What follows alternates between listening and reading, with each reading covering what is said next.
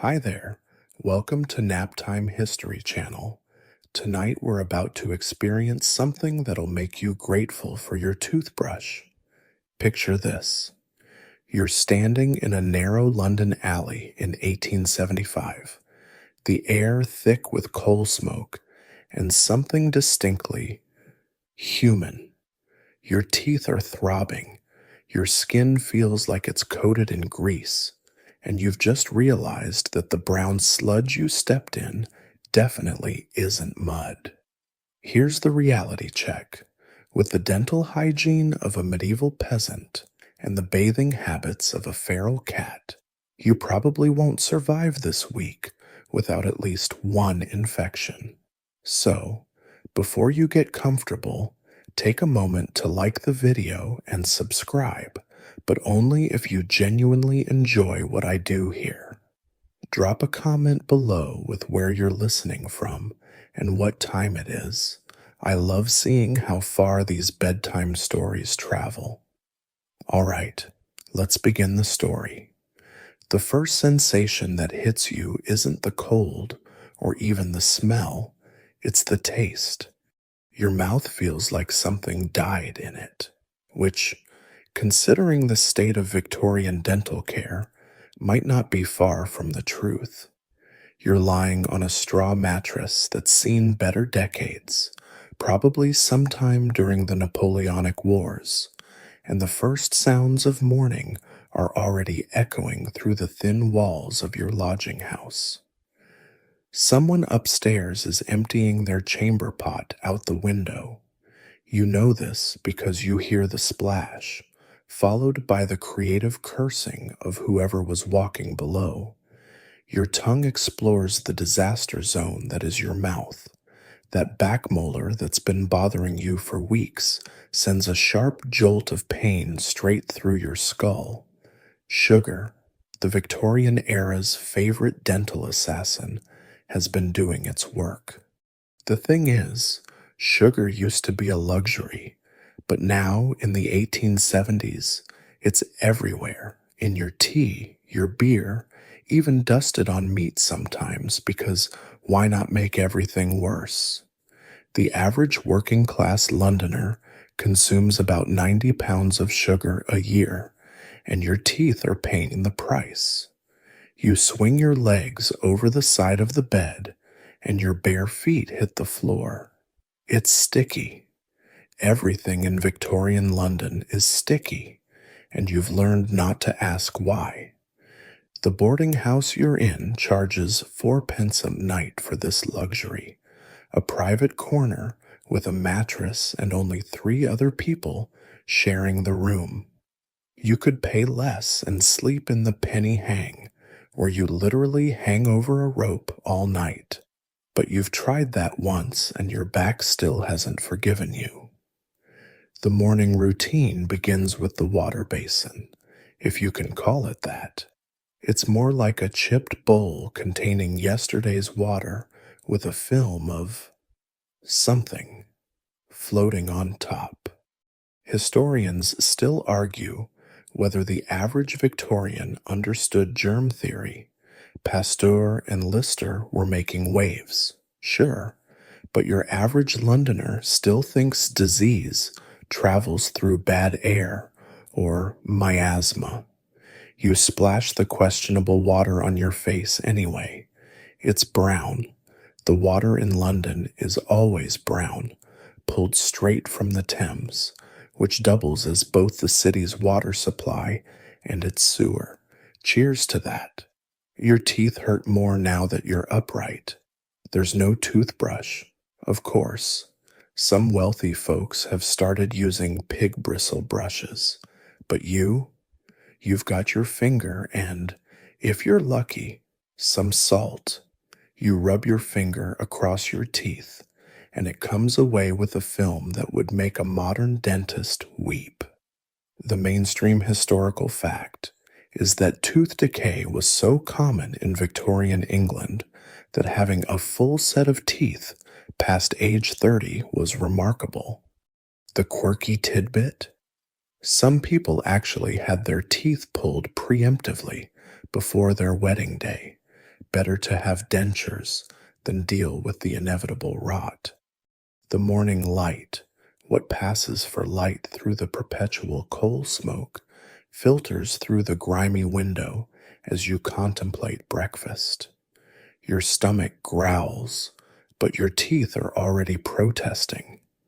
The bread from yesterday sits on the windowsill where you left it, and it's achieved that special Victorian consistency somewhere between brick and weaponry. You tap it against the wall experimentally. It makes a sound like a judge's gavel, which is fitting since it's about to pass judgment on your remaining teeth. Downstairs, the boarding housekeeper has set out the communal breakfast. You navigate the dark stairwell, each step creaking a complaint that matches the protest from your infected gums. The dining area is thick with bodies and the smell of unwashed humanity mixed with something that might charitably be called porridge. It's actually stirabout, oatmeal stretched so thin with water that you could read through it if you had a newspaper and could actually read. You grab a tin mug of tea, and here's where the real dental adventure begins. The tea is scalding hot, which you discover when it hits that exposed nerve in your back molar. The pain shoots through your jaw like lightning, and you do that peculiar dance people do when they're trying not to spit out boiling liquid in public. The sugar in the tea, because Victorian tea without sugar is like Victorian London without cholera, technically possible but highly unlikely, immediately starts its assault on your enamel. Now for the bread. You've learned the technique. Soak it in the tea first. Let it soften to the consistency of wet leather, then attempt to gum it down without engaging any actual teeth. Around you, your fellow lodgers are doing the same dance. There's old McCarthy, who's down to 3 teeth total and treats them like crown jewels, chewing only on the left side. There's the young factory girl, Sarah, who's been saving up for months to have her front teeth pulled after one went black. The quirky historical tidbit that most people don't know? Victorian bakers often added alum to their bread to make it whiter and stretch the flour further. Alum, for those keeping track, is aluminum sulfate, the same stuff used in pickling and tanning leather. It made the bread look nicer, but turned it into a dental nightmare, creating a texture that could crack teeth on good days. Historians still argue whether bakers knew they were essentially poisoning their customers or if they genuinely thought they were providing a service.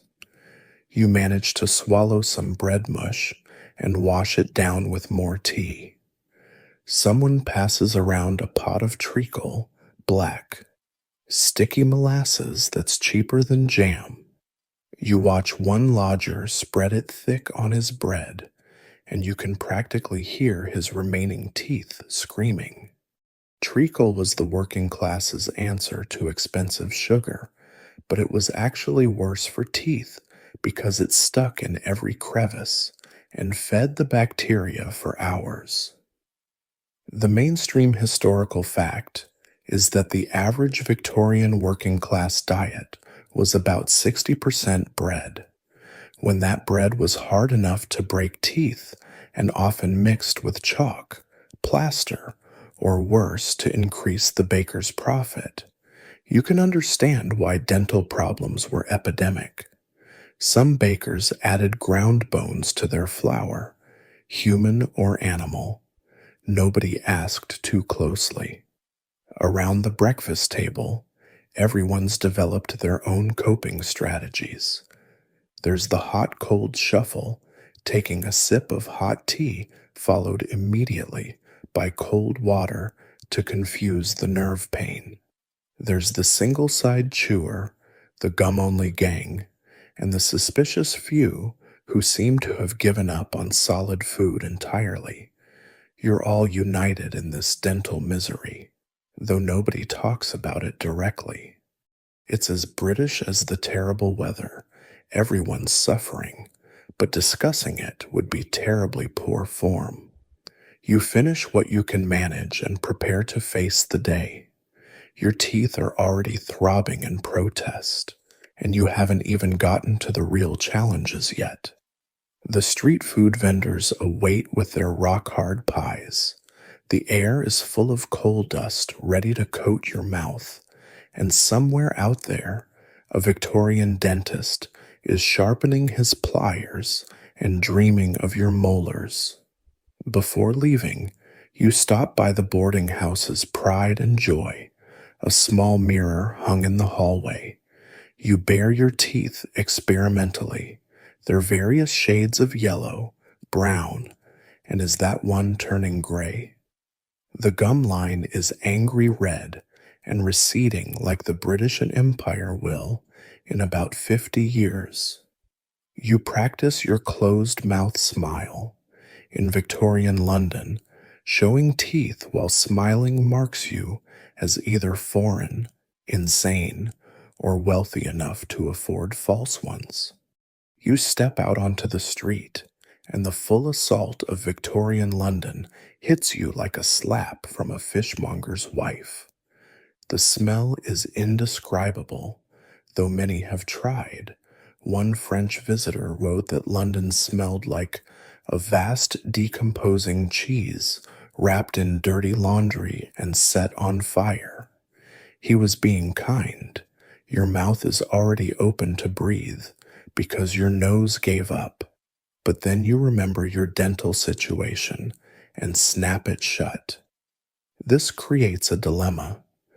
Breathe through your nose and potentially die from the stench, or breathe through your mouth and coat your already suffering teeth with whatever's floating in the air. The street beneath your feet is a geography lesson in human waste management, or rather, the complete absence of it. There's a channel running down the middle of the road that's theoretically for rainwater, but actually serves as an open sewer. You hop over it, nearly colliding with a woman carrying a basket of suspicious-looking fish. She snarls at you, revealing a mouth that makes yours look like a toothpaste advertisement. At least you're not alone in your dental despair. Horse manure is everywhere, and we're not talking about a few road apples here and there. We're talking mountains of the stuff. The mainstream historical fact is that London's horses produced approximately 1,000 tons of manure daily. That's not a typo. 1,000 tons every day. The quirky tidbit nobody mentions. Crossing sweepers, usually children, made their living clearing paths through the muck for wealthy pedestrians. They'd hold out their hands for tips, grinning with mouths that looked like broken fence posts. You pull out your handkerchief, which started white sometime during Queen Victoria's youth and is now a color that doesn't exist in nature. Everyone's got one pressed to their face, creating a city of amateur bandits. The handkerchief serves triple duty, filtering the air, hiding your teeth when you inevitably have to speak, and wiping away the constant film of grime that settles on everything. A street vendor catches your eye, selling pure mountain water from a barrel that looks like it hasn't been cleaned since the Crimean War. You're tempted. Your mouth tastes like you've been licking the inside of a chimney, but you know better. That pure water probably came from the Thames, about 20 yards from where someone's emptying a chamber pot. You've learned to identify the water sellers by their rate of customer turnover.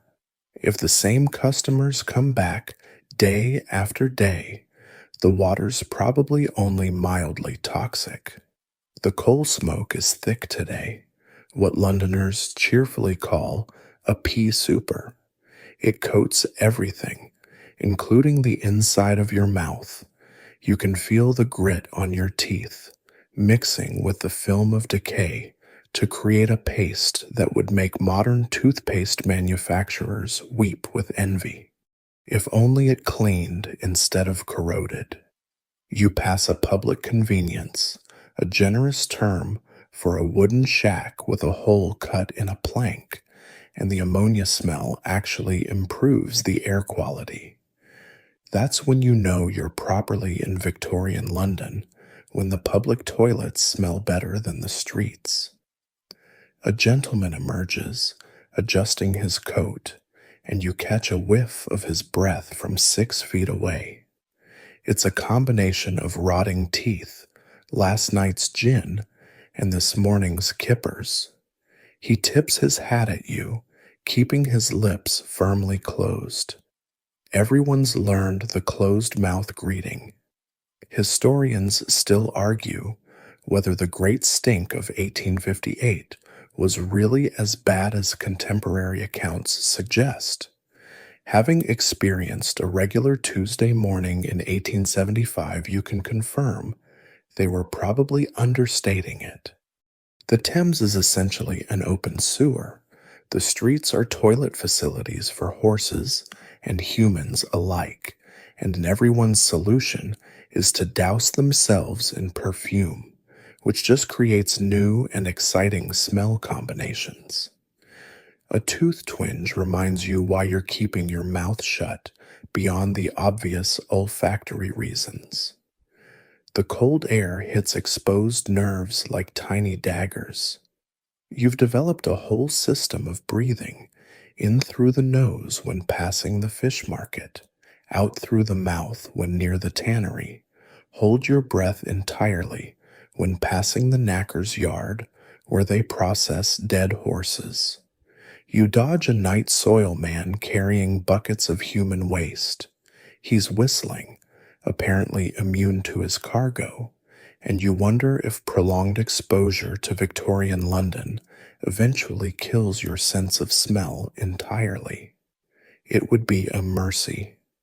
The contents of his buckets will eventually be sold to farmers as fertilizer, creating a circle of life that you try not to think about when eating vegetables.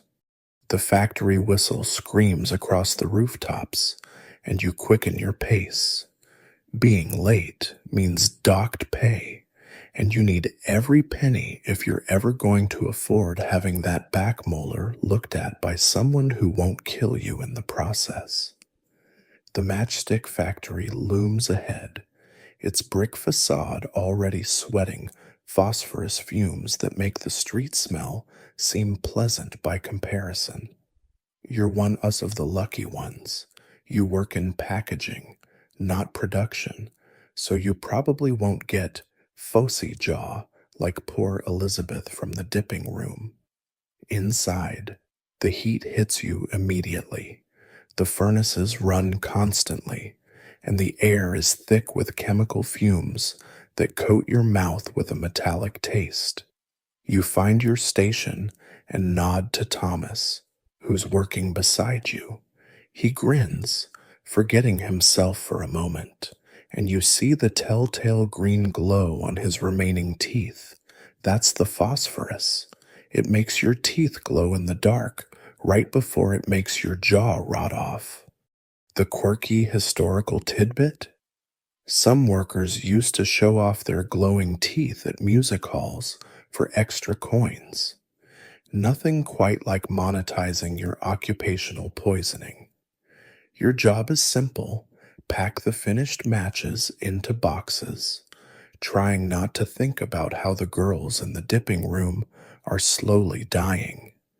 The mainstream historical fact is that matchstick factories employed mostly women and children because they could pay them less, and their smaller fingers were better for the delicate work. What historians still argue about is whether factory owners genuinely didn't know about phosphorus poisoning or if they just didn't care. Having seen the owner's carriage, gilded and gleaming, you have your suspicions. Lunch break arrives, and you've got 10 minutes to wolf down whatever you've brought.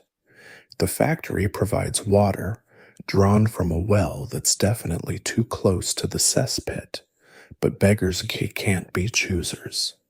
You unwrap your lunch, a piece of cheese that's more mold than dairy, and an apple that's been in storage since last autumn. The apple requires strategy. You've learned to cut it into paper-thin slices that you can suck on rather than bite. Actual chewing is for people with functional teeth. Around you, the lunch ritual plays out like a tragic comedy. There's Mary, who lost 3 teeth last month when she bit into a piece of bread that had a stone baked into it. She now pounds everything into paste with a small hammer she brings from home. There's James, the foreman, who had all his teeth pulled and replaced with a set of ivory dentures that click when he talks. He's the only one who can afford such luxury, and he makes sure everyone knows it by grinning constantly. The afternoon shift is when the real dental drama begins. Word spreads that William from the loading dock finally saved enough for the tooth puller. During the break, half the factory crowds around the courtyard where the dentist, and you use that term loosely, has set up shop. He's actually a barber who does teeth on the side, which is like saying a butcher who does surgery on the side. His tools are laid out on a dirty cloth, pliers, hooks, and something that looks disturbingly like a corkscrew. William sits in the chair, gripping the arms like he's about to be executed, which, given Victorian dental mortality rates, isn't far off. The barber-dentist doesn't believe in anesthesia. That's for rich folks. He does offer William a shot of gin and a leather strap to bite on. The mainstream procedure is simple: grab, twist, pull, and hope you don't take half the jaw with it. The sound when the tooth comes out is wet and crunching, like stepping on a snail. William screams through the leather, and blood pours down his chin. "That'll be 6 pence," says the barber-dentist, wiping his pliers on his apron. The same apron he uses for cutting hair, shaving, and apparently now dental surgery. William pays, spits blood into the dirt, and staggers back to work. He's got 4 more hours on his shift, and the factory doesn't give sick days for dental work. You watch him stuff cotton into the hole, the same cotton that probably came from the factory floor. Back at your station, everyone's discussing the extraction. These impromptu dental surgeries are the factory's main entertainment. Someone mentions that the barber-dentist pulled the wrong tooth from Agnes last month, took a healthy one instead of the rotten one. She still had to pay. Your own tooth throbs in sympathy, and you resolve to save your pennies. Maybe you can afford the traveling dentist who comes through next month.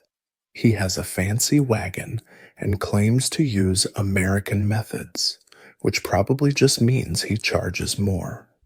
The factory whistle signals lunch proper, and you spill out onto the street with hundreds of other workers, all hunting for something that won't destroy what's left of your teeth. The street food vendors know their audience. They're lined up outside the factory gates like dental sadists at a convention. There's the pie man, whose meat pies have the consistency of leather and occasionally contain actual leather. There's the pickle seller, whose wares could strip paint and definitely strip what's left of your tooth enamel. And there's your nemesis, the toffee apple woman. She stands there with her tray of glossy apples on sticks, each one coated in a layer of hardened sugar that could crack a molar at 20 paces. They gleam in the weak sunlight like dental landmines. You've seen grown men reduced to tears trying to bite through that candy coating, heard the awful crack of tooth meeting toffee and losing. Yet people still buy them. Hope springs eternal in the human breast. Apparently, even when teeth spring eternal from human gums. You settle for the safest option, a cup of pea soup from Old Margaret. She's been selling soup on this corner for 20 years, and her teeth situation makes yours look positively aristocratic. She ladles the greenish liquid into a tin cup, and you're grateful for something you can essentially drink. The peas have been boiled so long they've given up any pretense of being solid, perfect for your current dental situation. The soup has mysterious chunks floating in it.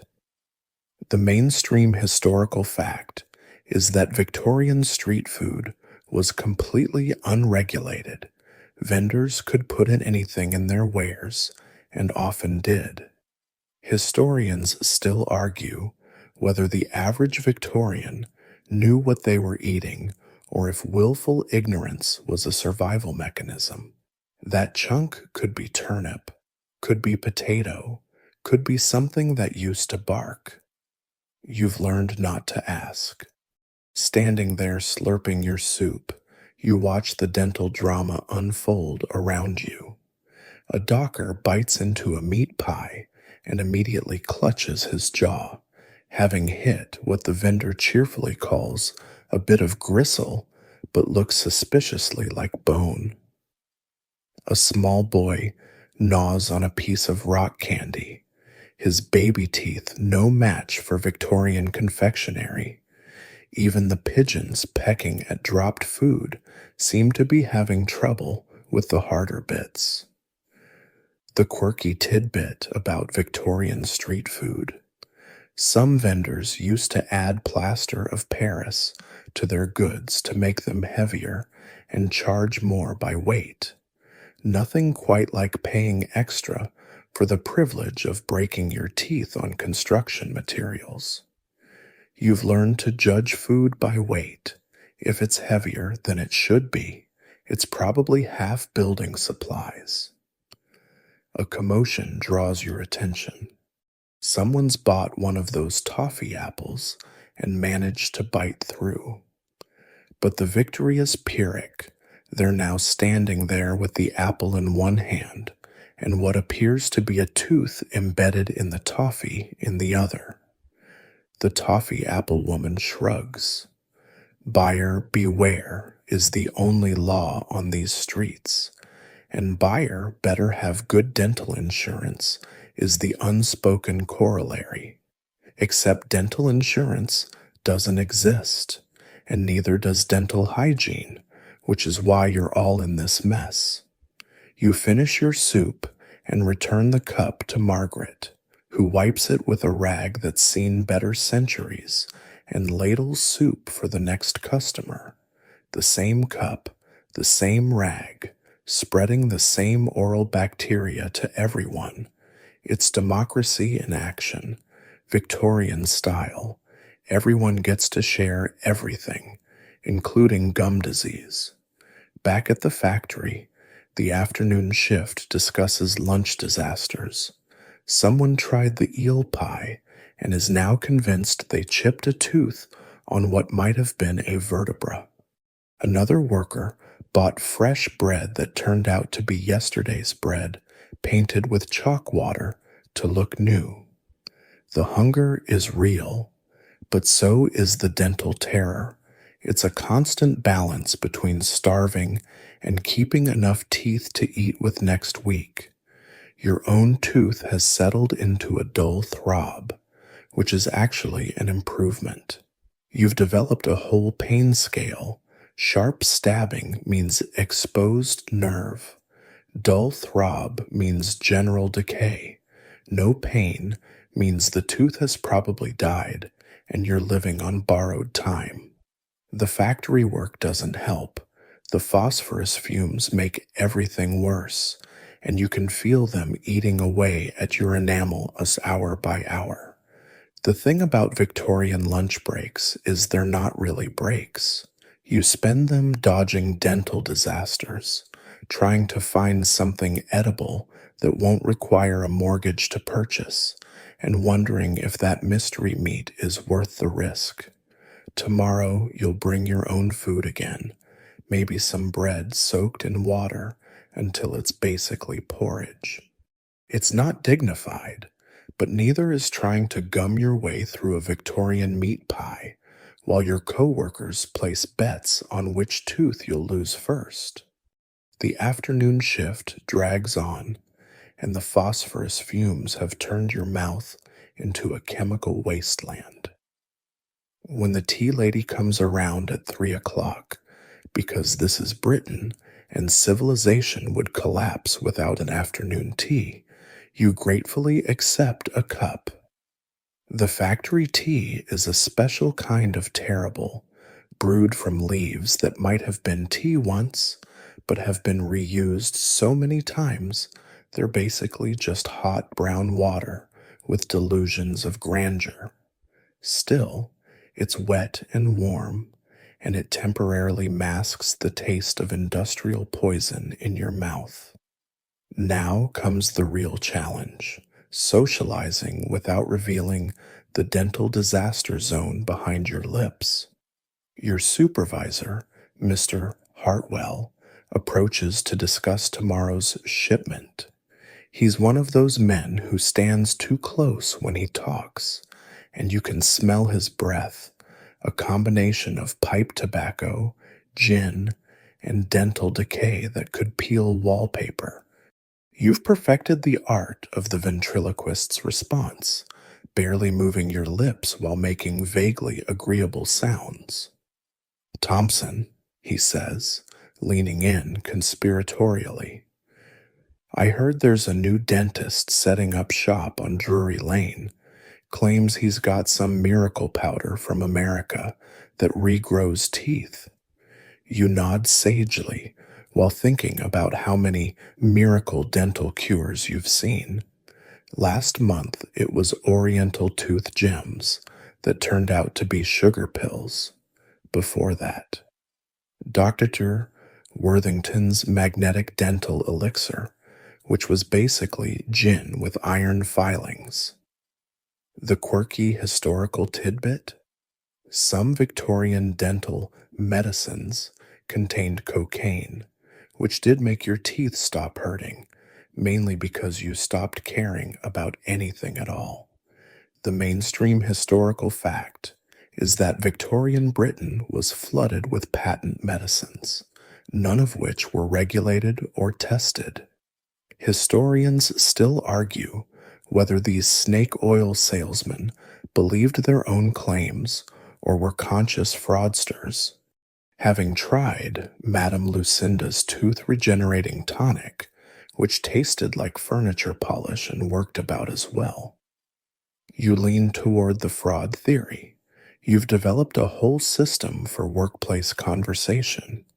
There's the hand-over-mouth thoughtful pose, the turned-away cough that lets you answer while facing elsewhere, and the classic mumble and nod that works for most situations. Your coworkers have their own techniques. There's Martha, who's perfected the fan flutter. She carries a small fan and speaks from behind it like a Victorian lady, though she's about as far from aristocracy as you can get while still having a pulse. The social hierarchy of teeth is brutal here. Those with decent teeth lord it over the rest, like dental aristocracy. James from accounting has all his teeth and makes sure everyone knows it, smiling broadly at every opportunity like some sort of enamel peacock. You've fantasized about sneaking sugar into his tea just to level the playing field. Then there's the other end of the spectrum. Old Samuel from the loading dock, who's down to 2 teeth and whistles when he talks. He's given up on social niceties entirely and just lets it all hang out, gums and all. Tea break becomes a study in Victorian dental sociology. Everyone's developed their own drinking technique to avoid pain. There's the side sipper, who's found one small area of their mouth that doesn't hurt. There's the temperature tester, who lets others drink first to gauge if it's too hot for exposed nerves. And there's the honey hoarder, who brings their own honey to add, because somehow they still have a sweet tooth despite everything. The conversation turns, as it often does, to dental remedies. Everyone's got a story. Martha's aunt swears by coal dust mixed with salt. Thomas's brother uses gunpowder, actually gunpowder, as tooth polish. The terrifying thing is, compared to some commercial tooth powders that contain lead and mercury, gunpowder might actually be safer. You share your grandmother's remedy of sage leaves and vinegar, which at least doesn't actively poison you. Someone mentions the new dental hospital that's opened for the poor, and then everyone laughs bitterly. The hospital is really just a training ground for dental students who need practice. Going there means letting someone who's never pulled a tooth before experiment on your mouth. The survival rate for the teeth is approximately 0. The survival rate for the patients isn't much better, given that infection is treated with wait and see if you die. The factory bell rings, calling you back to work.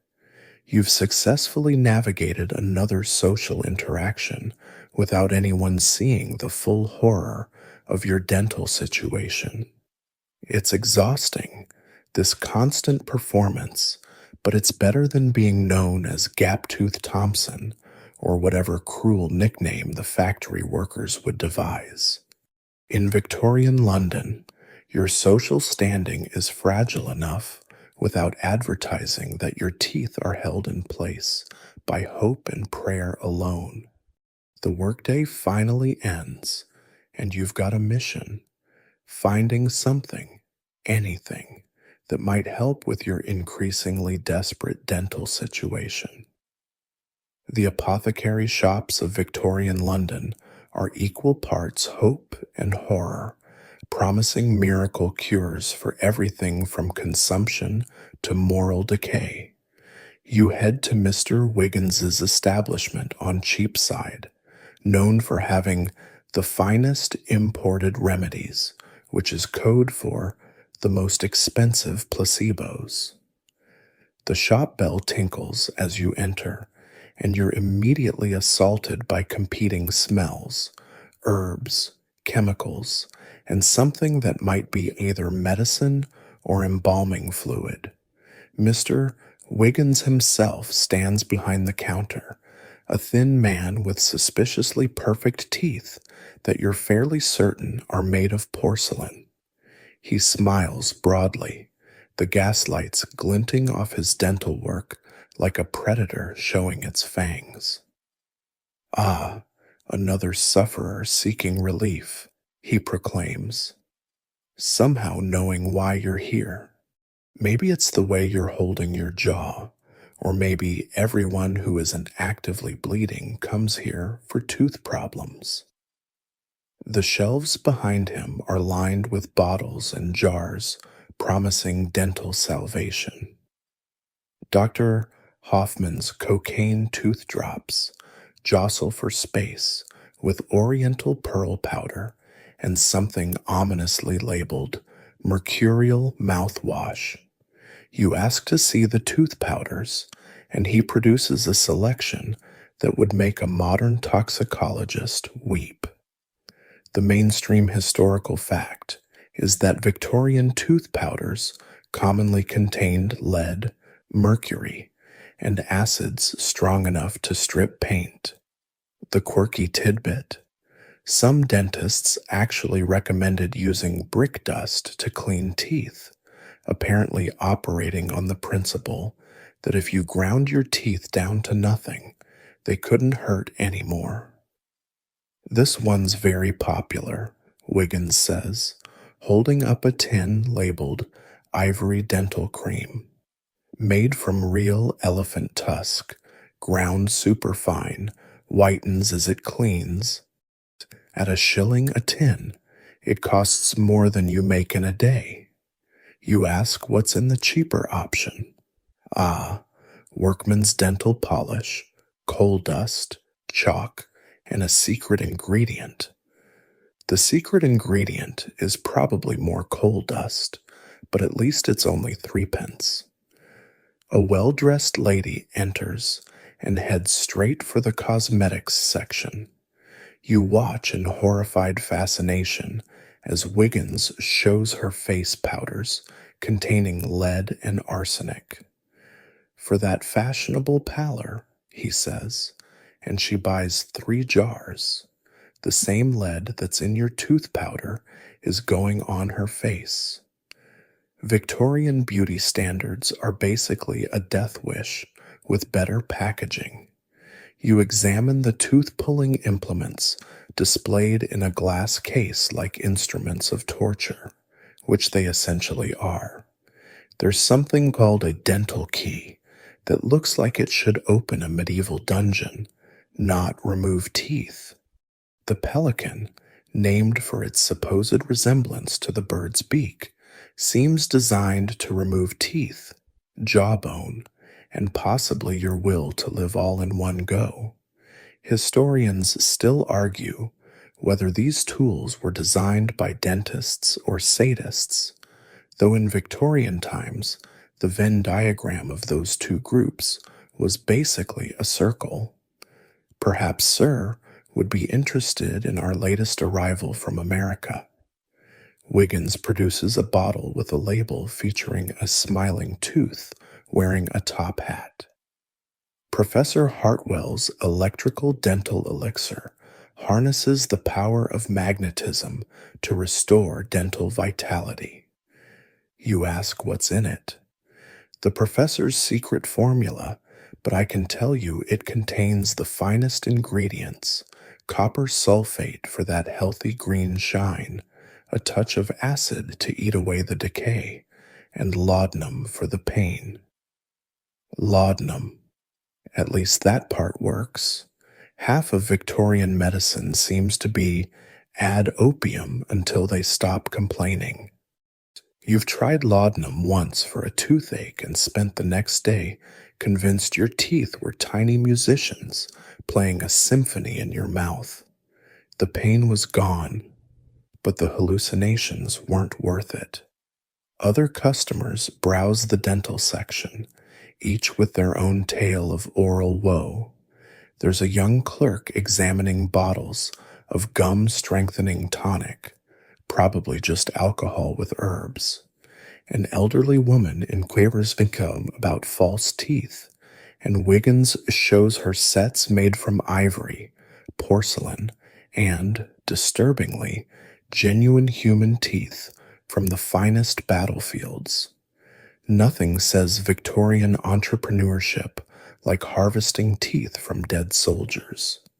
You finally settle on the cheap tooth powder and something called cooling mouth rinse that promises to eliminate putrid breath and restore oral harmony. It smells like it could strip varnish, which might actually be its intended purpose. As Wiggins wraps your purchases in brown paper, he leans in conspiratorially. Between you and me, sir, a bit of gunpowder mixed with honey works wonders. Just don't light any matches afterward.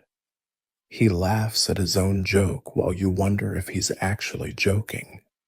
The public bathhouse looms before you like a temple to communal hygiene, which is to say, it's neither temple-like nor hygienic. Once a week, if you're feeling flush and brave. You pay your threepence to enter what can only be described as a bacterial convention center. The sign outside proudly proclaims hot and cold baths available, though the definition of hot is generous and cold is the default temperature of everything in London. Inside, the air is thick with steam and the unmistakable smell of unwashed bodies pretending to wash. The attendant, a woman who looks like she hasn't used the facilities herself since the Regency, takes your money and hands you a towel. Towel is also generous.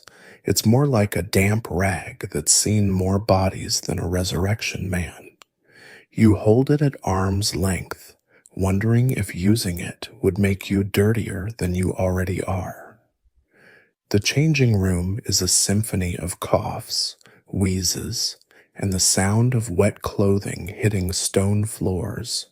Men in various states of undress reveal the full glory of Victorian working-class health. There's more fungus on display than in a botanical garden, and skin conditions that would puzzle modern dermatologists. You undress quickly, keeping your mouth firmly shut. The last thing you need is to inhale whatever's floating in this miasma. The bath itself is a communal pool that allegedly gets emptied and refilled weekly. Allegedly. The water has that special opacity that comes from hosting dozens of bodies between cleanings. It's the color of weak tea. If tea were made from the Thames and steeped in human misery, you ease in, trying not to think about what or who was in here before you. The mainstream historical fact is that these public baths were considered a health improvement. Compared to never bathing at all, they probably were. It's a low bar, but Victorian London specialized in low bars. Your fellow bathers are a cross-section of working London.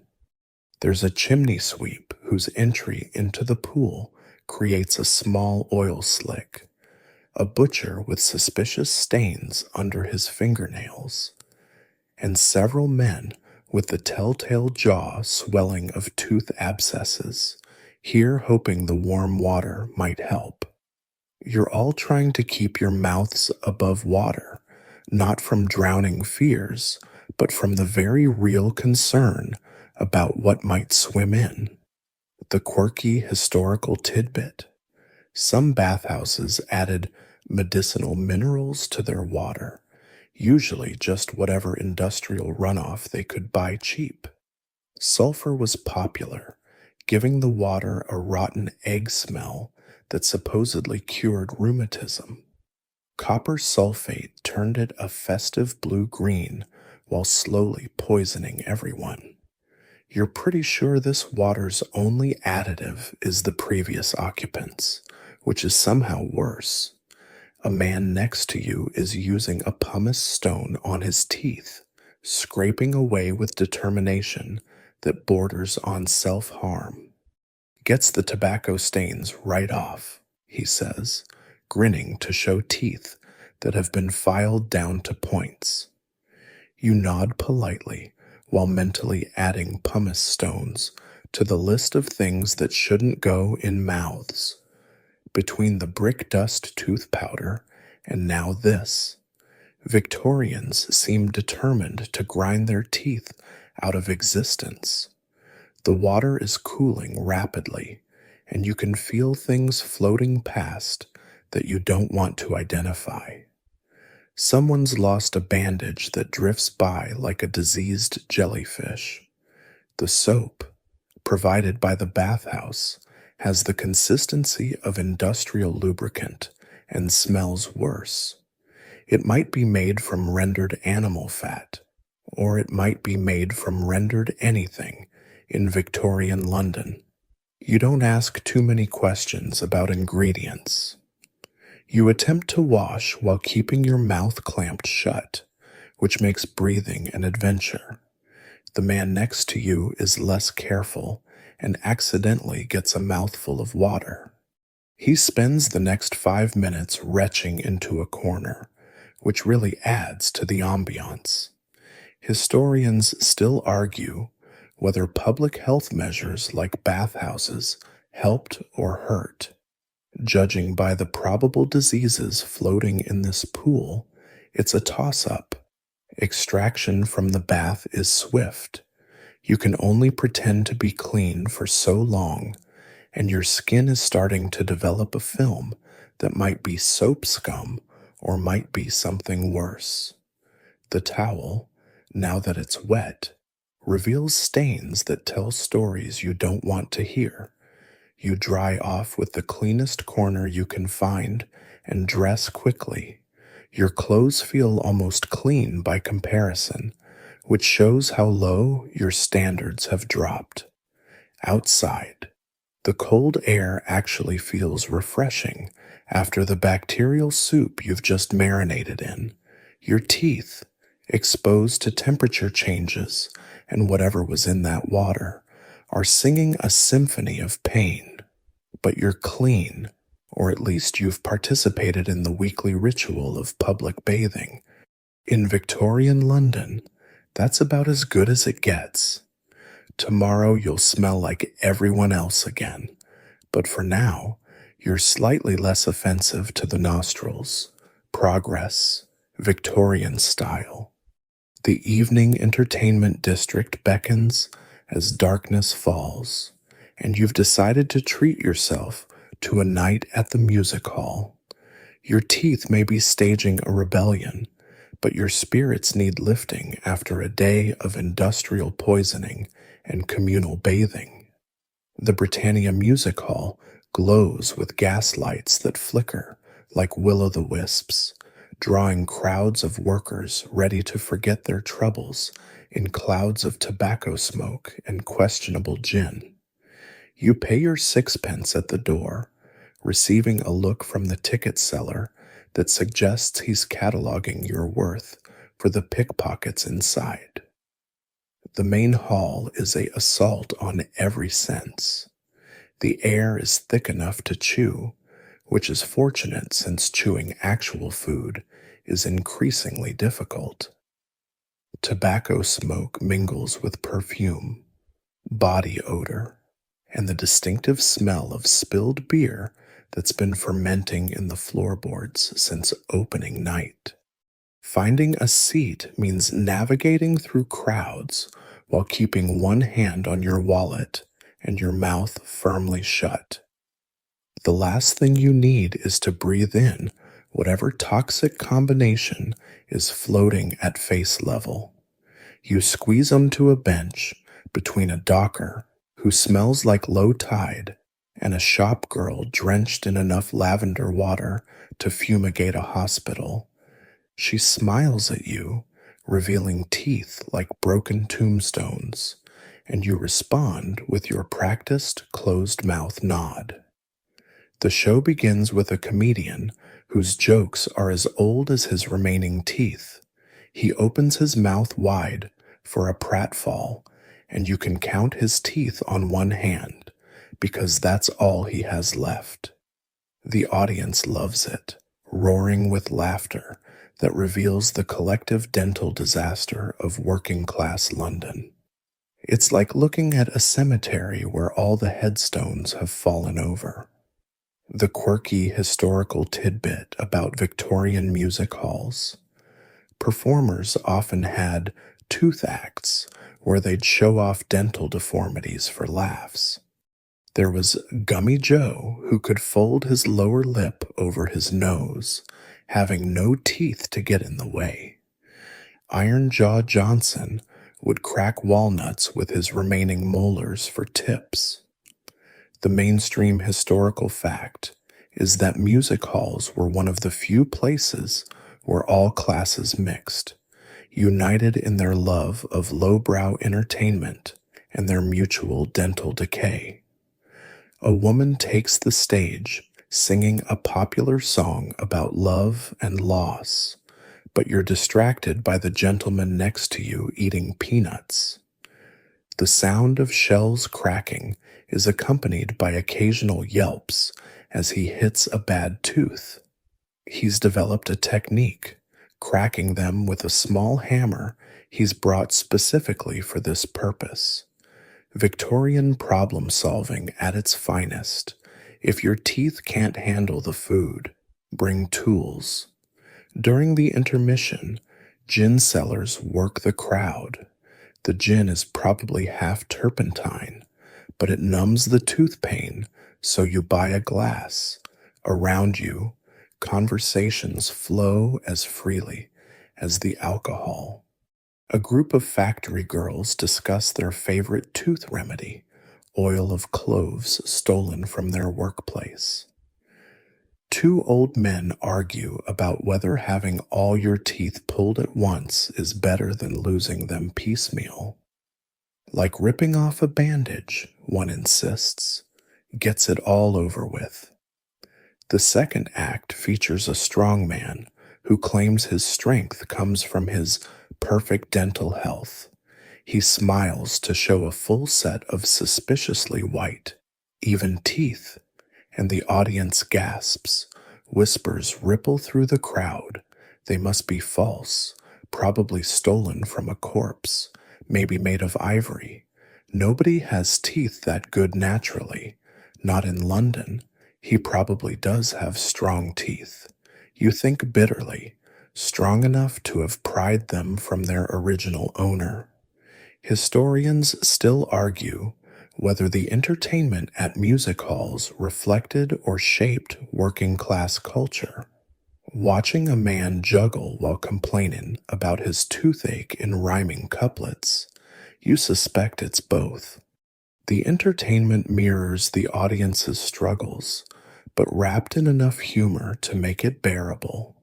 Like everything in Victorian London, it's about finding joy despite the misery, or perhaps because of it. A pickpocket brushes past, and you instinctively check your pockets while keeping your mouth closed. You've learned to be a ventriloquist of suspicion, muttering warnings through closed lips. The would-be thief moves on to easier prey, a drunk merchant showing off his gold teeth. Gold teeth are asking for trouble in this neighborhood. They're either getting picked from your mouth while you're alive or harvested when you're dead. The grand finale features a woman singing about the joys of modern London life, a song so ironically cheerful that everyone joins in. You hum along, not daring to open your mouth fully. The shared experience of cultural entertainment almost makes you forget the throbbing in your jaw, the taste of industrial chemicals, and the fact that you're one bad bite away from joining the gummy majority. Almost. The dinner party invitation was unexpected. Your cousin Martha, who married that clerk from the insurance office, has invited you to celebrate their anniversary. You stand out at their modest home, steeling yourself for an evening of pretending your teeth don't feel like they're staging a revolution. Middle-class pretensions mean this will involve actual cutlery and food that requires chewing. You've prepared by taking a dose of laudanum, just enough to dull the pain without making you discuss your philosophical theories about teeth consciousness. Inside, the gas lights cast everything in a yellowish glow that actually helps. Everyone looks slightly jaundiced, which masks the dental decay. The other guests are a mix of clerks, shopkeepers, and what Martha optimistically calls professional men, which means they wear collars to work. You're seated between a bookkeeper who breathes through his mouth, never a good sign, and a school teacher who's already eyeing the soup course with barely concealed relief. The table is set with Martha's pride and joy, real silver-plated cutlery that she definitely didn't inherit, but wants everyone to think she did. The knives gleam menacingly. You know from experience that Victorian dinner knives are sharp enough to cut through boot leather, which is convenient because that's essentially what the meat course will be. Soup à la reine, Martha announces proudly, which is fancy French for we boiled vegetables until they gave up. You're grateful. Soup is your friend. Soup understands your limitations. Around the table, you notice everyone's developed their own pre-dinner strategies. The banker's wife has already cut her bread into tiny pieces. The accountant is discreetly loosening his false teeth. It's like watching an army prepare for battle, except the enemy is dinner. The mainstream historical fact is that Victorian dinner parties were elaborate performances of respectability, with strict rules about everything from conversation topics to the correct spoon for each course. The quirky tidbit? Many middle-class households had a secret supply of invalid food, essentially baby mush, for guests with dental issues. Too polite to admit their teeth were failing, guests would soldier through the regular menu while secretly longing for the mashed turnips.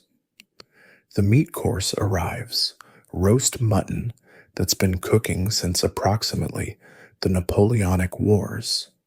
It has the texture of rope and the flavor of resignation. You watch in fascination as everyone develops their own strategy. The banker's wife employs the cut and swallow method, reducing everything to pills she can gulp like medicine. The school teacher has perfected the eternal chew, moving the same piece of meat around his mouth like a cow with cud, hoping it will eventually dissolve. You attempt to cut your portion, and the knife skitters across the plate with a screech that makes everyone wince. Victorian mutton is exercise equipment disguised as food. The vegetables aren't much better. Carrots boiled until they're apologizing for being vegetables. Potatoes with the consistency of wet chalk. Everything's been cooked to death, then cooked a bit more for safety, then cooked again because that's just how it's done. Delicious, mumbles the bookkeeper, a piece of mutton clearly stuck somewhere in his partial dentures. Everyone nods enthusiastically while chewing desperately. The art of the compliment through dental disaster is highly refined. You can praise food through clenched teeth, gritted teeth, or in extreme cases, no teeth at all. The school teacher has given up entirely and is constructing a small fort out of his meat pieces, presumably to deal with them later when no one's looking. Conversation flows around safe topics: the weather, dreadful; the Queen, long may she reign; and the new omnibus routes, terribly modern. Nobody mentions the elephant in the room, which is that half the table is essentially gumming their food like elderly babies. Historians still argue whether Victorian politeness was a virtue or a collective delusion. Watching everyone pretend this meal isn't a dental torture session, you lean toward delusion. The cheese course provides comic relief. It's supposedly Stilton, but has the consistency of rubber and fights back when you try to cut it. The banker's wife accidentally launches a piece across the table while attempting to saw through it. It lands in the gravy boat with a splash that everyone politely ignores. This is Victorian dinner party etiquette at its finest. If something embarrassing happens, it didn't happen. If your teeth fall out into the soup, they didn't. Reality is negotiable when reputation is at stake. Dessert is treacle tart because apparently Martha wants to finish off any teeth that survived the meat course. The treacle oozes like industrial accident, clinging to everything it touches. You take the tiniest possible portion and let it dissolve on your tongue, avoiding your teeth entirely. Around you, others employ similar strategies. The accountant has given up and is just spooning treacle directly into his tea, creating a sugar soup that he can drink. Innovation born of desperation, the Victorian way. Back in your lodging room, the nightly ritual of Victorian hygiene begins. You use that term loosely, like everything else in your life is loose, including several teeth. The washstand holds your arsenal of dental warfare, the tooth powder that's probably shortening your life, the mouth rinse that could strip paint, and a frayed bit of cloth that serves as your toothbrush. Actual brushes are for people who don't spend their money on laudanum and rent. You light a candle, its flickering flame revealing the horror show in your small hand mirror. Opening your mouth is like opening a tomb. Dark secrets and bad smells emerge. That back molar is now definitely darker than it was this morning, which is impressive considering it started the color of weak tea. You dip your finger in the tooth powder, and the gritty substance feels like ground glass, which it might actually be. Nothing says dental care like abrading your teeth with industrial materials. The powder tastes like a coal mine had a baby with a chemistry experiment. You rub it on your teeth, feeling bits of enamel joining the party. The mainstream historical fact is that Victorian tooth powders often contained cuttlefish bone, chalk, and brick dust. The quirky tidbit? Some dentists recommended using soot from the chimney mixed with salt, because if you're going to destroy your teeth, might as well use free materials. Your neighbor pounds on the wall. Apparently, your dental groaning is keeping him awake.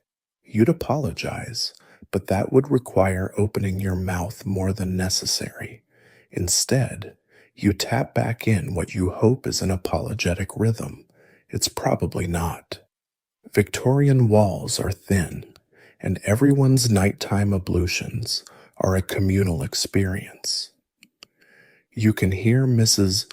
O'Brien upstairs doing something that sounds like gargling with gravel. The mouth rinse comes next. The bottle promises to eliminate all oral putrefaction and restore pristine freshness. You take a swig and immediately regret everything. It burns like liquid fire, probably because it's mostly alcohol with some mint thrown in to justify the dental claims. You swish it around, feeling it seek out every cavity, every exposed nerve, every bad decision you've ever made. The pain is exquisite, like tiny demons holding a rave in your mouth, spitting into the basin. You notice the rinse has turned an alarming color. Either it's doing its job, or your mouth is dissolving, possibly both.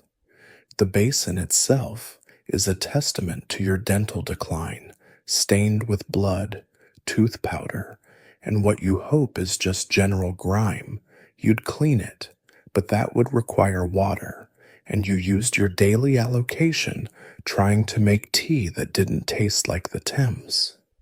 Time for the nightly inspection. You hold the candle close to the mirror and open wide. It's like an archaeological dig in there, layers of decay, each telling the story of Victorian dietary crimes. That front tooth is holding on through sheer spite. The bicuspid is staging a dramatic death scene, and something in the back is doing something teeth definitely shouldn't do. Is it moving? Teeth shouldn't move. You decide not to investigate further. Ignorance is bliss, and knowledge would require an expensive dentist visit. Historians still argue whether Victorians understood the connection between diet and dental health. Looking at your sugar bombed, acid washed, generally abused teeth, you suspect they understood but chose chaos anyway. Life is short, especially with Victorian medical care, so why not enjoy that treacle tart? Your teeth are temporary, but the memory of sweets is forever, or at least until the laudanum kicks in. You try the string and doorknob method on that loose incisor, but lose your nerve at the last second. Tomorrow, you promise yourself, always tomorrow. It's the Victorian way. Procrastinate until the problem either resolves itself or kills you.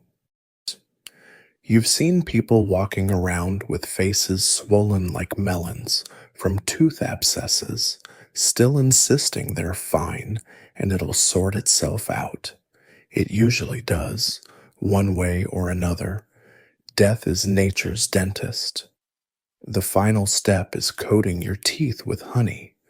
Someone told you it seals in freshness, which sounds wrong, but you're desperate enough to try anything.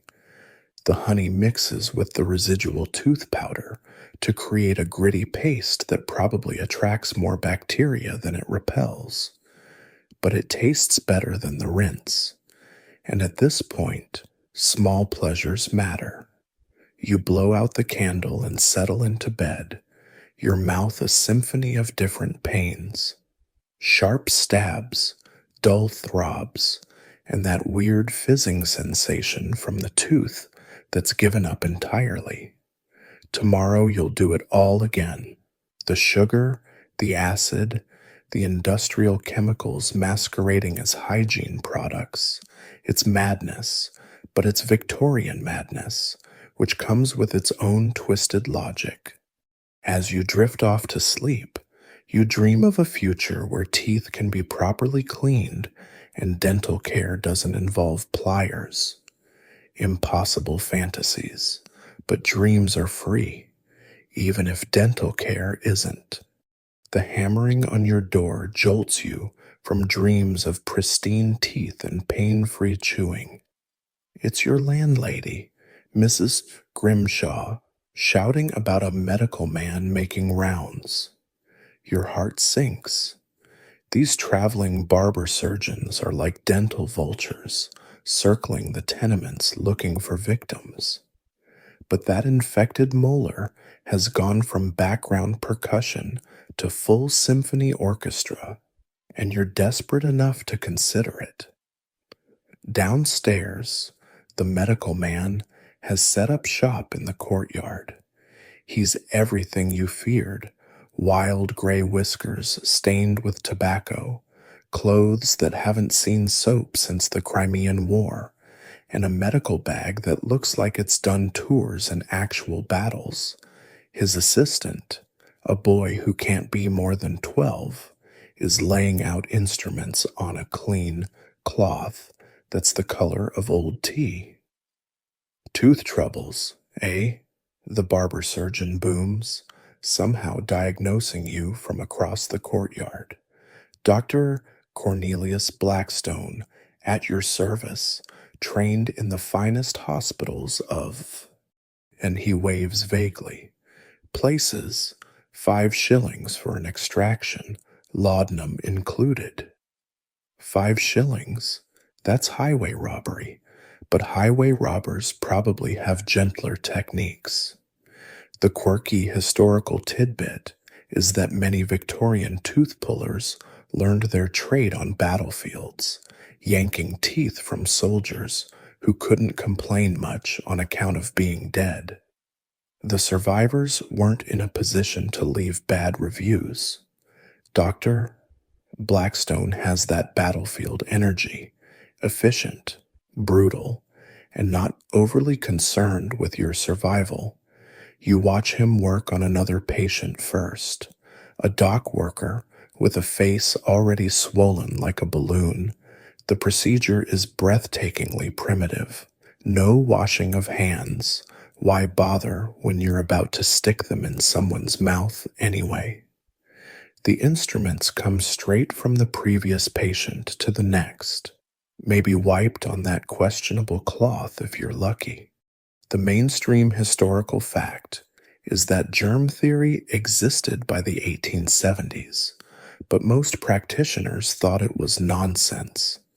Invisible creatures causing disease? Ridiculous. It's obviously bad air and moral failings. The extraction itself is pure theater. Blackstone has the man sit on a crate, tells him to think of England, and goes in with pliers that look like they've seen service in the Napoleonic Wars. There's a horrible crunching sound. The man screams through the leather strap, and suddenly Blackstone is holding up a tooth like a trophy. Well, most of a tooth. The roots are still in there, but Blackstone declares it a complete success and demands payment. Your turn.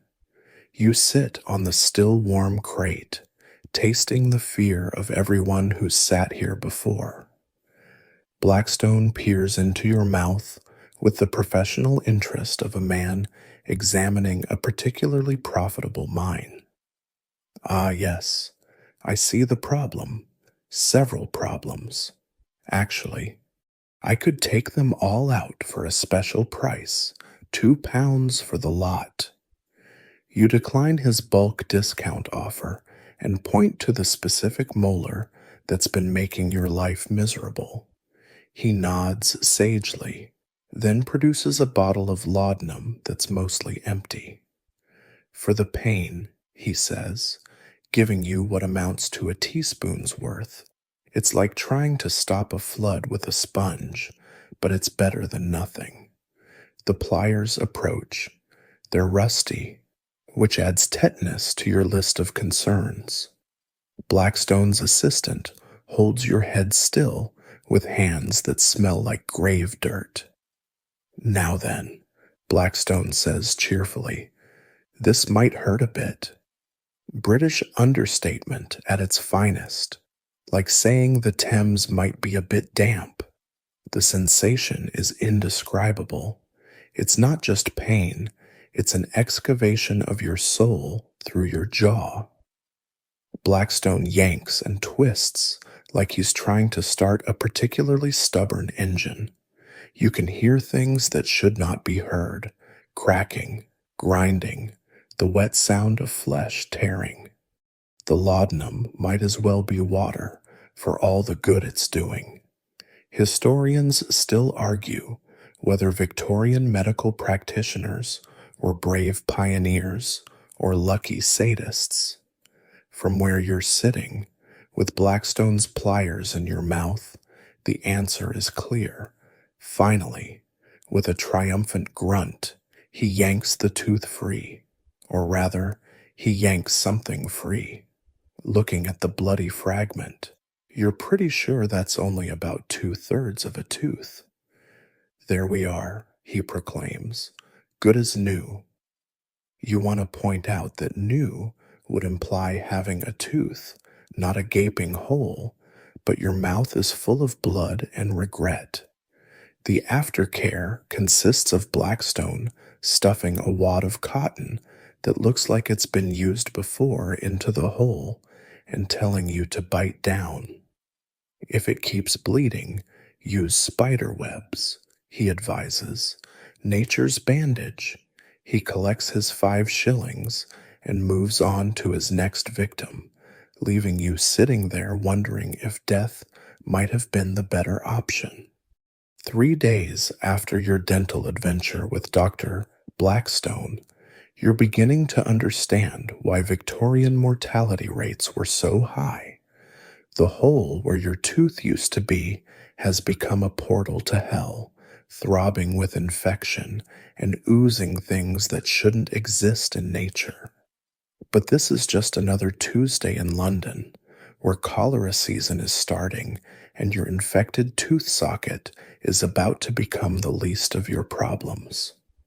The newspapers are full of warnings about miasma and bad air because Victorian medical theory is still convinced that disease floats around like invisible fog rather than spreading through the water everyone's drinking. You know better. You've seen the brown sludge that passes for drinking water, but knowing and having alternatives are two different things. The mainstream historical fact is that John Snow proved cholera was waterborne back in 1854, but 20 years later, most people still think it's caused by moral weakness and not washing your curtains enough. Your boarding house has become a symphony of illness. Mrs. O'Brien upstairs has the telltale rice water evacuations, though she insists it's just a touch of stomach upset. The walls are thin enough that you can hear every detail of her gastrointestinal distress. Downstairs, someone's been vomiting for 2 days straight. The communal privy has become a biohazard zone that makes your previous complaints about sanitation seem quaint. With your infected mouth and weakened constitution, you're a sitting duck for whatever pestilence is making the rounds. The quirky historical tidbit is that Victorians believed tooth infections could cure other diseases by drawing out the poison. So while you're sitting here terrified of cholera, Mrs. Grimshaw actually congratulates you on your swollen face. That'll keep the cholera at bay, she says confidently. It's when the swelling goes down you need to worry. Victorian medical logic. If one thing is trying to kill you, other things can't. Like disease follows some sort of queue system. You venture out to find clean water, or at least cleaner water, which in Victorian London is like searching for an honest politician. The public pumps are surrounded by crowds of the desperate and the dying.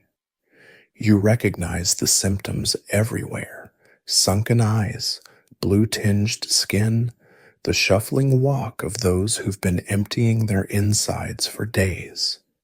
Your infected tooth throbs in sympathy, or possibly fear. The water from the pump looks clearer than usual, which is suspicious. Clear water in London means either someone's fixed something, unlikely, or something's died upstream and blocked the usual flow of sewage, more likely. You fill your bucket anyway, adding a few drops of laudanum to it on the theory that if it kills pain, maybe it kills germs. It doesn't. But Victorian problem solving is about hope over science. Back at the boarding house, the death cart has arrived. They're collecting Mrs.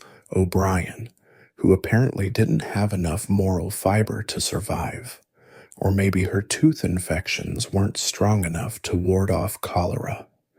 The carter wears a cloth over his face, soaked in vinegar, the Victorian equivalent of a hazmat suit. He handles the bodies with the casual efficiency of someone who's been doing this too long, while you stand there with your infected face, wondering if you're next. Historians still argue about the exact death toll of Victorian cholera outbreaks, but standing in your boarding house watching them carry out the third body this week, statistics become very personal. Your tooth socket is definitely infected now. You can taste the infection, a special flavor somewhere between copper and despair.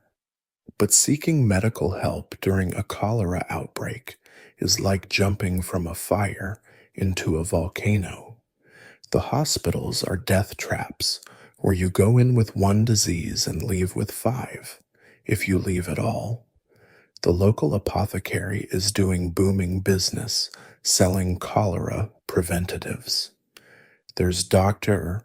Morrison's choleric neutralizer, gin with pepper, Professor Hartwell's miasma shield, more gin, different pepper, and something simply labeled cholera begone in threatening capitals. You buy a bottle of something that promises to fortify the Constitution against all pestilence, mostly because the alcohol content might help with your tooth pain. Night falls, and the boarding house is quieter than usual. Half the residents are dead, dying, or have fled to the countryside where they can die with better views. You lie in bed, your face swollen like a balloon, listening to the death carts rumble past and wondering what will kill you first, the cholera, the tooth infection, or the medicine you've been taking. The infection has spread to your jaw now, making eating impossible even if you had the appetite, which you don't because everyone around you is evacuating their entire digestive systems. In the darkness, you hear someone new moving into Mrs. O'Brien's room. The cycle continues. Death, disinfection, barely. New tenant, repeat. Your tooth throbs in rhythm with your heartbeat, and you realize you're actually grateful for the pain. It means you're still alive, still fighting. In Victorian London, that's about as much victory as you can expect. The cholera has passed like a biblical plague, taking a third of your boarding house with it, and you've somehow survived with just a festering tooth socket and a newfound appreciation for boiled water. But now you face a different challenge. Romance in the age of dental decay. Your cousin Martha, ever the optimist, has arranged for you to meet her friend's sister at a respectable tea garden. She's lovely, Martha assures you, and very understanding about appearances, which is Victorian code for she's desperate too. You prepare for this romantic encounter like a general preparing for war. The swelling has gone down to merely chipmunk-like proportions, and you've been practicing your closed-mouth smile in the mirror until you look like you're perpetually contemplating arithmetic.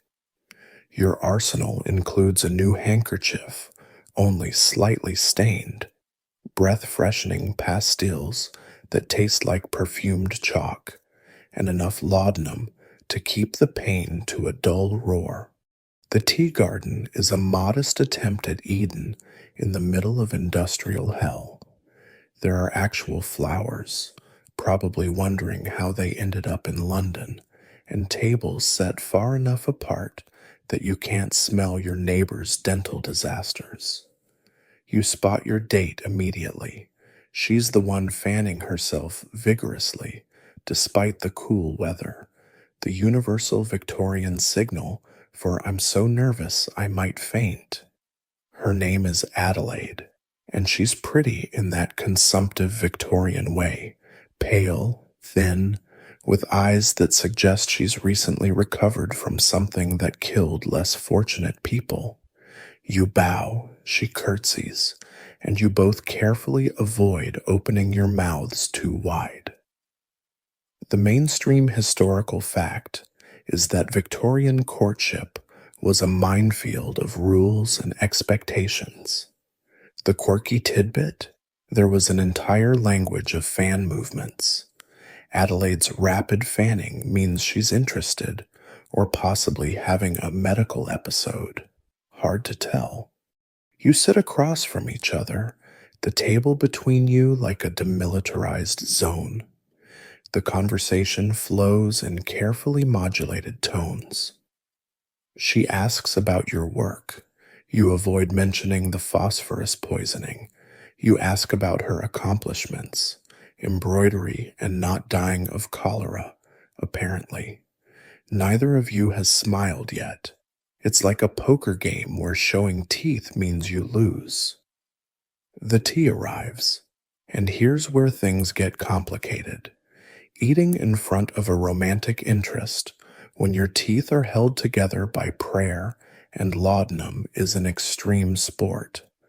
The sandwiches are typically Victorian, cucumber sliced so thin it's theoretical, on bread that's been relieved of its crusts and most of its structural integrity. You take a bite and immediately regret it. A piece of cucumber lodges exactly where your tooth used to be, sending lightning through your skull. Adelaide pretends not to notice your sudden rigidity. Bless her. She's having her own battles with a scone that's achieved the density of a cannonball. You watch her break off microscopic pieces and let them dissolve on her tongue like communion wafers. She's developed the same eating strategy as everyone else in dental distress: patience, tiny portions, and lots of tea to wash things down. The weather has been uncommonly fine, she ventures, which is a lie.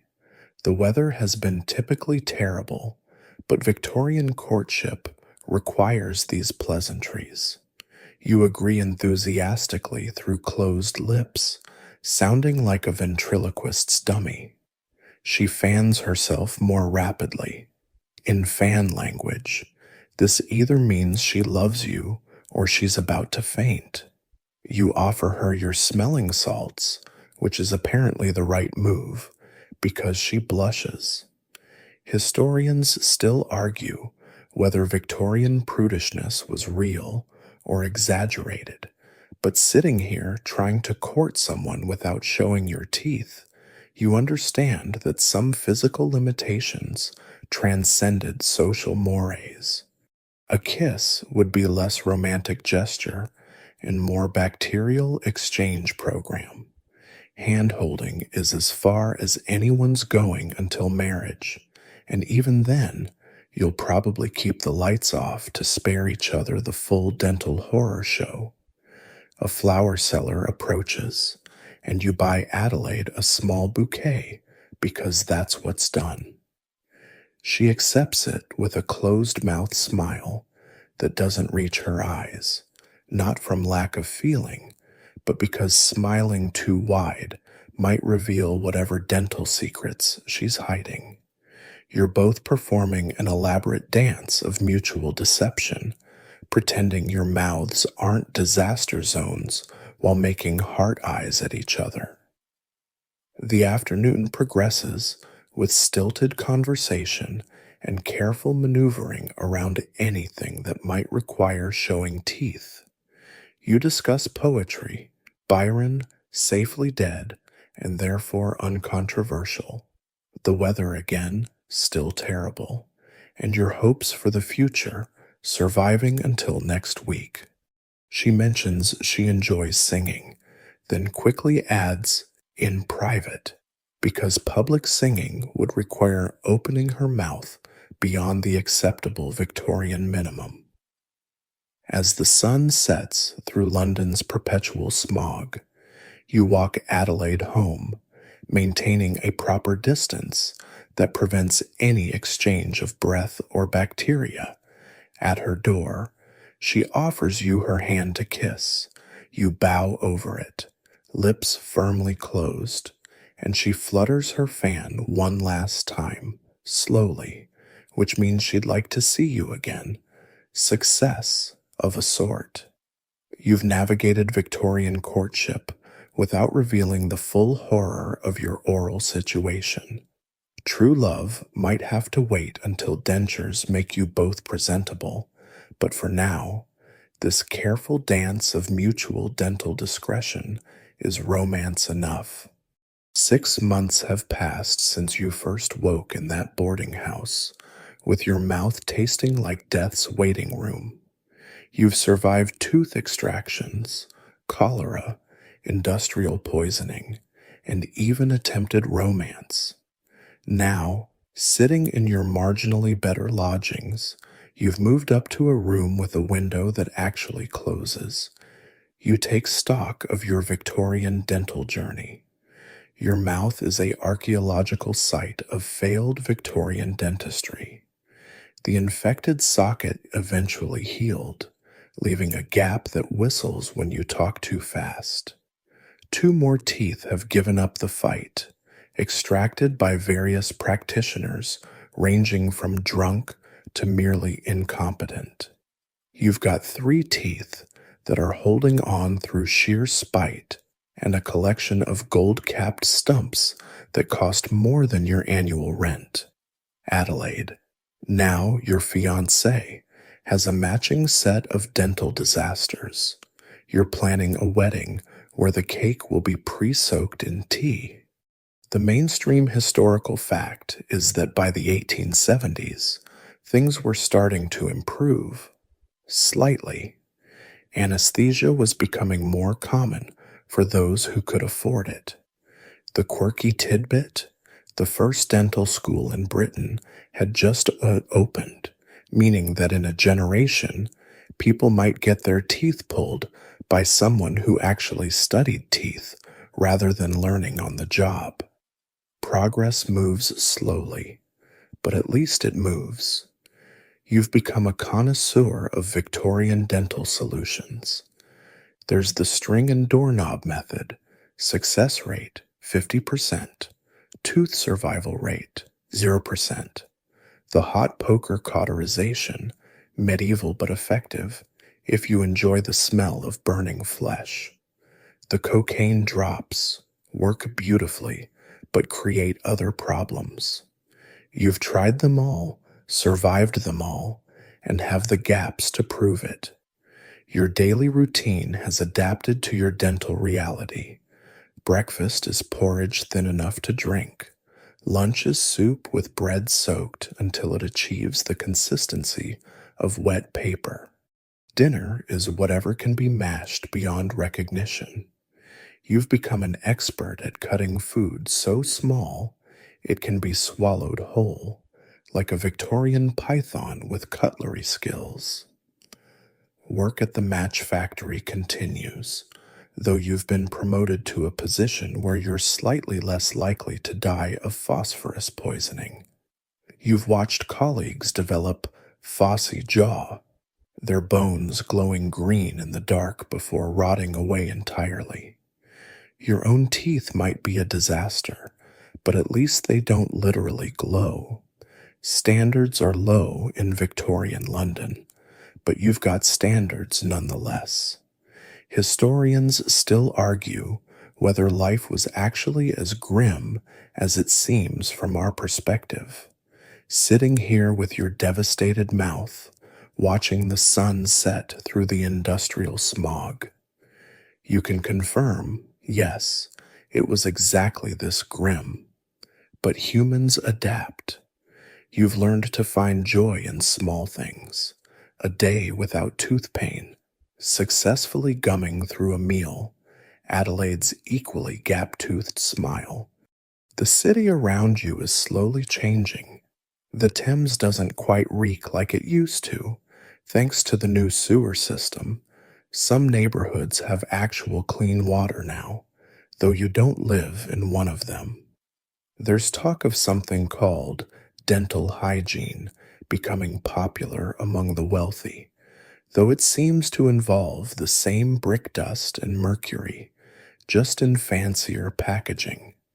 You think about the future, wonder if someday people will have all their teeth passed at age 30. It seems impossible, like imagining horses that don't shit in the streets, or medicine that actually cures instead of just adding different problems. But you've survived this long with Victorian dental care, which makes you either incredibly lucky or too stubborn to die. Probably both. Your evening ritual continues: the caustic tooth powder, the burning mouth rinse, the inspection of which teeth might make it through the night. It's a losing battle, but you fight it anyway. That's the Victorian spirit, doomed but determined, suffering but stubborn. Your teeth may be surrendering one by one, but you're still here, still fighting, still finding reasons to smile with your mouth closed naturally. Tomorrow will bring new challenges. Another day of Victorian cuisine versus Victorian teeth. Another day of breathing through London's toxic air while trying not to breathe at all. Another day of pretending civilization means something while your mouth slowly dissolves. But you'll face it like you've faced everything else, with gritted teeth, while you still have teeth to grit. The candle burns low as you prepare for bed. In the distance, you can hear the night soil men beginning their rounds, the death carts making their collections, the city grinding on through another night. You rinse your mouth one last time, tasting blood and chemicals and the peculiar flavor of survival. Against all odds, despite everything Victorian London has thrown at you and your teeth, you're still here. That's victory enough. As you settle into bed, the sounds of London gradually fade into a distant hum. The sharp edges of the day soften, and even the constant throb in your jaw becomes almost rhythmic, like a lullaby written in minor keys. You've survived another day in this impossible city, with its impossible challenges and impossible solutions. Your body has adapted, learned to navigate a world that seems designed to destroy you. The pillow beneath your head is thin but familiar, and the scratchy blanket holds just enough warmth to let you forget, for a moment, about tomorrow's struggles. The city outside your window continues its restless dance, but here in your small corner of Victorian London, peace finally finds you. Your breathing slows, matching the distant rhythm of horse hooves on cobblestones. Somewhere, a church bell chimes the hour, its bronze voice carrying over rooftops and through the fog. The sound is almost comforting, a reminder that time moves forward, that nothing, not even dental pain, lasts forever. Let your eyes close now. Let the worries of infected teeth and contaminated water drift away like smoke up a chimney. You've earned this rest, this temporary escape from the harsh realities of Victorian life. Tomorrow will come with its own challenges, but tomorrow is far away. For now, there is only the darkness behind your eyelids and the gradual loosening of muscles you didn't realize were tense. The last thing you hear is your own heartbeat, steady and sure, proof that despite everything, you're still wonderfully, impossibly alive. Sleep well, brave survivor. Dawn will come gently, and when it does, you'll be ready. But for now, for these precious hours, let the world fade away into peaceful, healing darkness.